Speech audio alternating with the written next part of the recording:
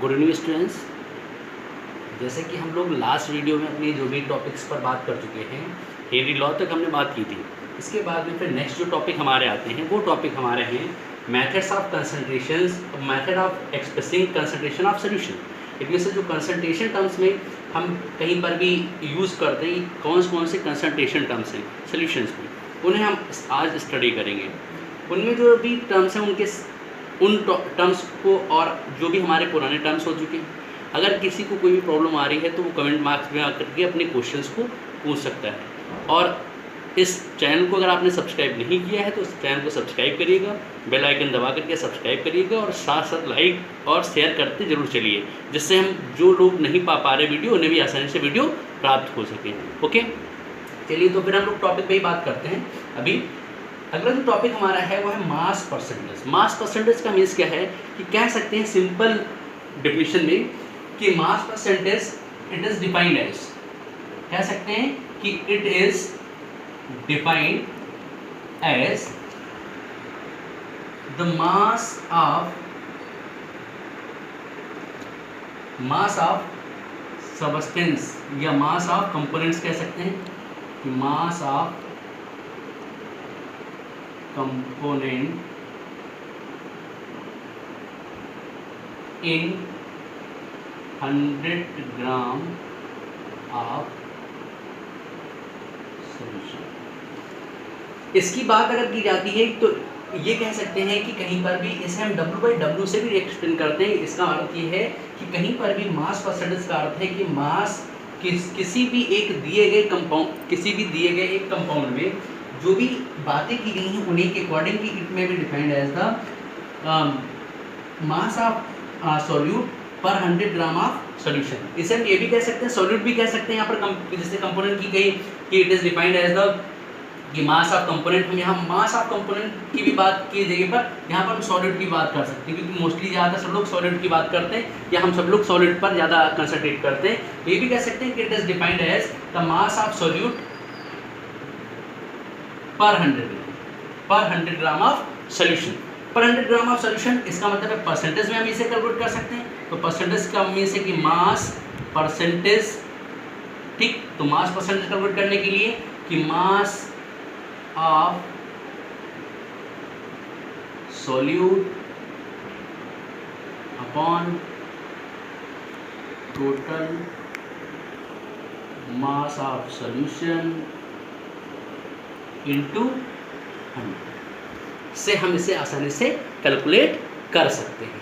Okay, अब इसी के बेस पर, क्योंकि जब तक हम ये निकाल नहीं पाएंगे कि कोई एक, अब इसका अर्थ समझ लीजिए, अगर बाय द वे कोई सबस्टेंस 100 ग्राम दे रखा है और 100 ग्राम में हमें कोई भी दूसरे सबस्टेंस से इसकी सॉलिड की क्वांटिटी निकालनी है। जैसे मान लीजिए कि यहाँ पर हम बात करते हैं कि कोई एक कंपाउंड दे रखा है, वो कंपाउंड की क्वांटिटी 100 ग्राम है और उस कंपाउंड में हमें, जैसे मान लीजिए NaCl ही दे रखा है और इस NaCl में हमें सोडियम की क्वांटिटी निकालनी है। तो सोडियम की क्वांटिटी कैसे निकालेंगे? तो सोडियम की क्वांटिटी निकालने के लिए दोनों में से किसी एक की क्वांटिटी दे रखी है। तो टोटल का कितना है? 100 ग्राम है। तो इसमें जो भी क्वांटिटी दे रखी है उस क्वांटिटी के आधार पर कि सोडियम की क्या इसमें क्या क्वांटिटी है या कितना इसमें प्रेजेंट है, इस क्वांटिटी को ही हम आसानी से निकाल सकते हैं, उसका मास परसेंटेज बता सकते हैं। या कोई कंपाउंड दे रखा है जिसमें कार्बन, हाइड्रोजन, नाइट्रोजन, कोई भी सबस्टेंस हो सकता है, आसानी से हम उसे कैलकुलेट कर पाएंगे। ऐसे ही दूसरा पॉइंट आ जाता है कि वॉल्यूम परसेंटेज। वॉल्यूम परसेंटेज का मतलब है कि यहाँ पर वॉल्यूम की बात की जा रही है कि इसे भी हम उसी तरीके से डिफाइन करते हैं। डेफिनेशन देख सकते हैं आपकी कि it is defined as the mass of solute per 100 gram of solution. तो इसी की बेस पर it is defined as the volume of solute per 100 ml of solution. Per 100 ml of solution के बेस पर इसे आप देख सकते हो और इसी के बेस पर हम इसे आसानी से सॉल्व कर सकते हैं। ठीक है, तो आप लोग देखते चलिए कि मतलब कितना हम कैसे निकाल रहे हैं। तो इसके बेस पर अगला जो टॉपिक है वो हमारा है वॉल्यूम परसेंटेज। तो इसे हम डिफाइन कर सकते हैं कि it is defined as the volume of the solute per 100 ml of solution. तो वॉल्यूम ऑफ सोल्यूट के बेस पर volume of solute in the total volume of solution. तो हम डायरेक्टली इसकी डेफिनेशन लिखें या आप डायरेक्टली इसे समझ सकते हैं, लेकिन डेफिनेशन समझ लीजिएगा कि डेफिनेशन यही रहेगी, it is defined as the mass की जगह क्या हो जाएगा, तो इट इज defined as the volume of solute per 100 ml of solution। इसका मीन्स है कि यहाँ पर वॉल्यूम बाई वॉल्यूम की बात की गई, मतलब कि वॉल्यूम परसेंटेज अगर हम कैलकुलेट करते हैं तो volume percentage is equal to as the volume of solute upon total volume of solution into 100 के बेस पर आसानी से कैलकुलेट कर पाएंगे। इनसे रिलेटेड कुछ न्यूमेरिकल होंगे, जहां हम न्यूमेरिकल सॉल्व करेंगे वैसे ही हम आसानी से इसे समझ पाएंगे। और नेक्स्ट अगला टॉपिक आ जाता है हमारा कि मास by volume. Mass by volume का मतलब है कि कहीं पर भी यहाँ पर जो भी मास है वो कितने वॉल्यूम में, जैसे सपोज करो कि हमने कहीं पर भी शुगर और प्लस वाटर का सॉल्यूशन तैयार किया, तो शुगर और वाटर का सॉल्यूशन तैयार करने के पर क्या देखते हैं कि शुगर को एक सॉल्यूट की, यानी ये इसकी क्वांटिटी कम है, इसकी क्वांटिटी ज़्यादा है, इसके में से ये शुगर है और ये सॉल्यूट पार्टिकल है और ये सॉल्वेंट पार्टिकल है। तो जब सॉल्यूट पार्टिकल को हम सॉल्वेंट पार्टिकल में ऐड करते हैं तो उसके आधार पर जहाँ कहीं पर भी solute dissolve in a solution या सॉल्वेंट में अगर कहीं पर भी डिजॉल्व पाया जाता है, सॉल्यूशन या सॉल्वेंट कोई भी हो सकता है, लेकिन उसका वो क्वांटिटी जो उसकी दे रखी कैसी है, वॉल्यूम में,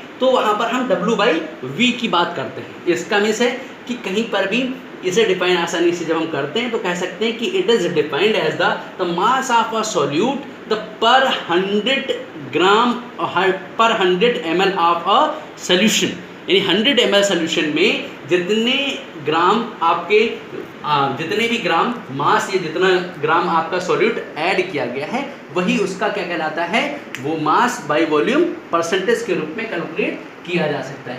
इसकी हम डेफिनेशन देख सकते हैं कि it is defined as the mass of volume, the mass of it is defined as the mass of solute per 100 ml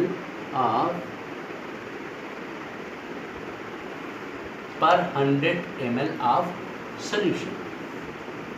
यहाँ पर जो बात की जा रही है कि पर 100 ml ऑफ सोल्यूशन की अगर हम कह रहे हैं कि पर 100 ml ऑफ सोल्यूशन या पर 100 ml ऑफ द सोल्यूशन जो भी प्रेजेंट रहेगा उसी में हम इसे देख सकते हैं। इनके बेस पर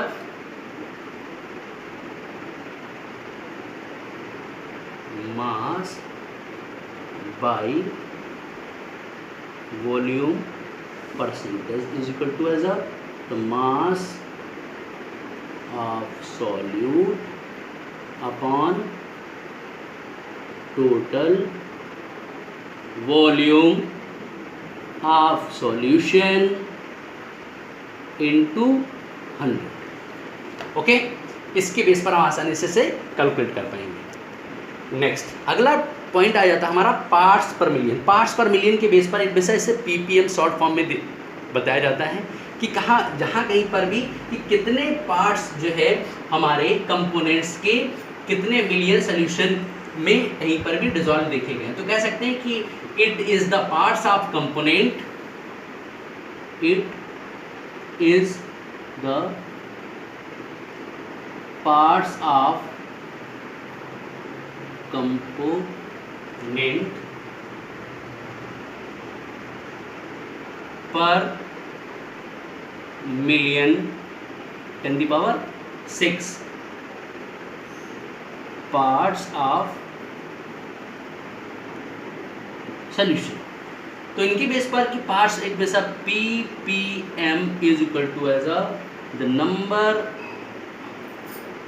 number of parts of component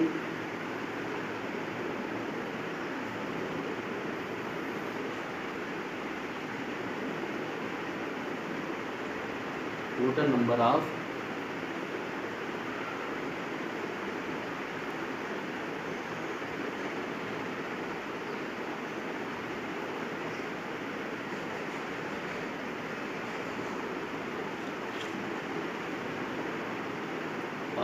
part of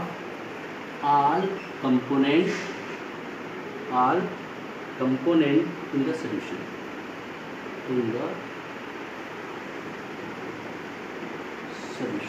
ठीक है। इसके बेस पर हम यहाँ पर शॉर्ट फॉर्म में इन्हें एक्सप्लेन करवाते हैं। लेकिन कुछ ऐसे टर्म्स हैं जिन टर्म्स को हम बहुत अच्छे से जब समझेंगे तभी वो हमारे लिए आगे काम आएंगे, क्योंकि इन mass percentage, volume percentage, mass by volume percentage और पार्ट्स पर मिलियन, इनके साथ साथ कुछ और भी टर्म्स हैं जिन्हें हम जब तक नहीं पढ़ते हैं या समझते नहीं हैं तब तक हम आसानी से आगे के क्वेश्चंस को सॉल्व नहीं कर पाते हैं। क्योंकि जब भी कोई सोल्यूशन तैयार किया जाता है तो उस सोल्यूशंस में मोलरिटी की बात की गई होती है, या मोलरिटी की बात की गई होती है, या मोल फ्रैक्शन की बात की गई होती है, या फिर कहीं कहीं पर भी नॉर्मलिटी की बात कर सकते हैं। तो उन टर्म्स को भी हमें समझना कंपल्सरी है। तो इनके लिए हमें, आप सभी लोग पहले इन टॉपिक्स को ज़रा नोट कर लीजिएगा, इसके साथ साथ हम लोग नेक्स्ट टॉपिक पर आगे बढ़ जाते हैं। तो क्या देखते हैं कि अगले जो टॉपिक हमारे आते हैं उनमें सबसे पहला जो टॉपिक आता है वो आता है हमारा मोल फ्रैक्शन। किसका टॉपिक आता है? Mole fraction.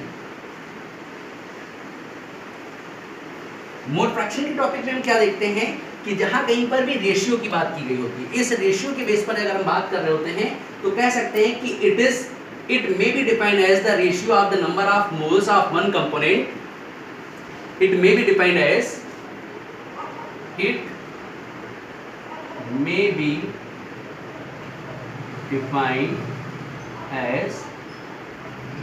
ratio of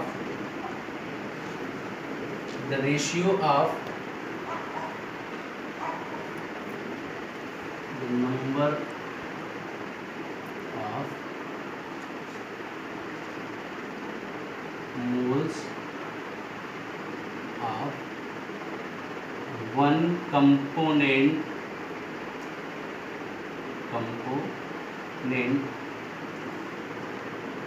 to the total number of moles of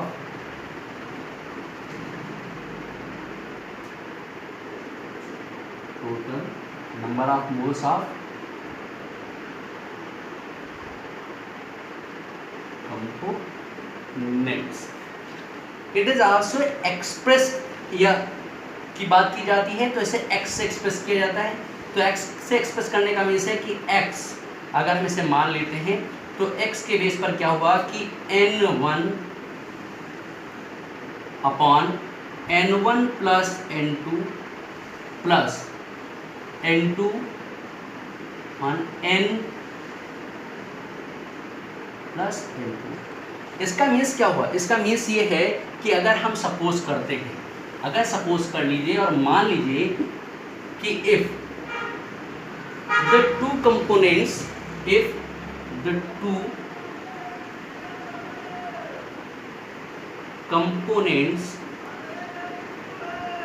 A and B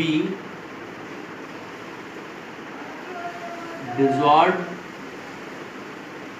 with each other, then form solution.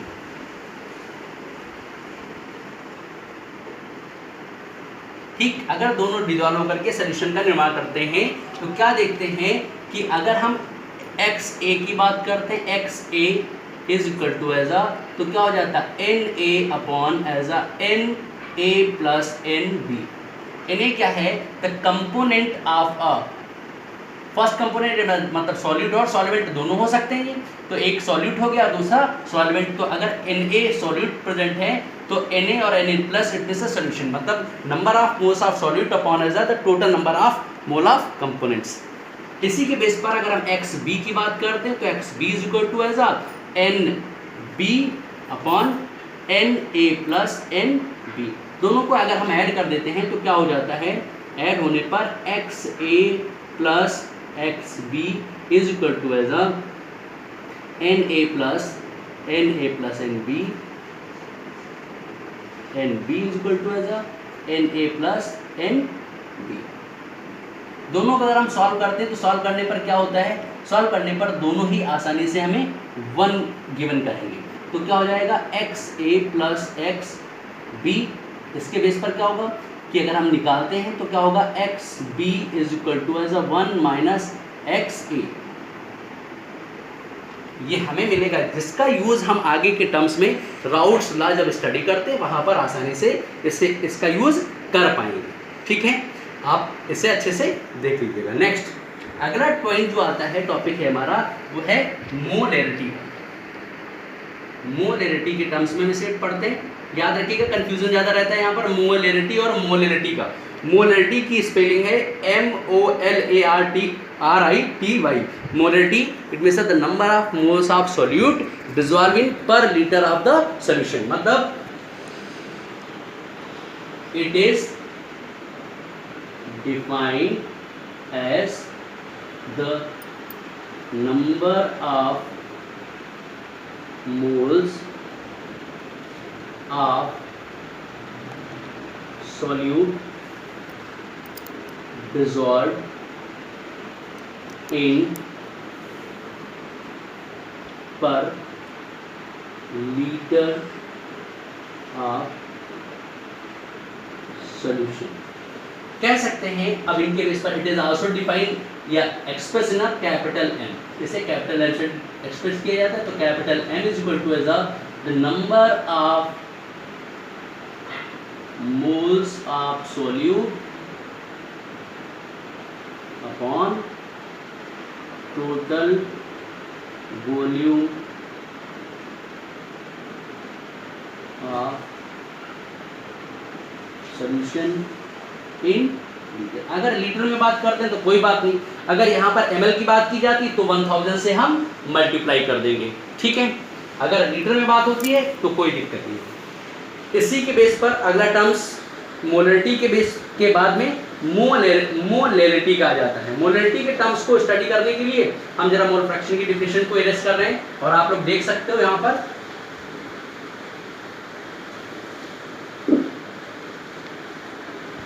Molarity.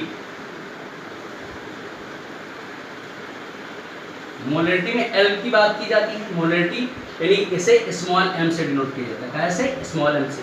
यहाँ पर बात की जाती है कि it may be defined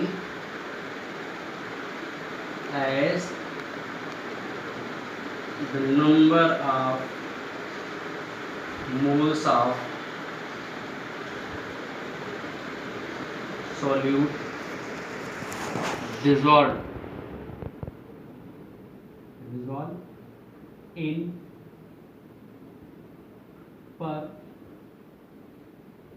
kilogram of solvent. यहाँ पर कंफ्यूजन बस यही है कि मोलैरिटी में जो भी पर लीटर ऑफ सॉल्यूशन की बात की जाती है, यहाँ पर किलोग्राम ऑफ सॉल्वेंट, मतलब small m is equal to as the number of moles of solute upon total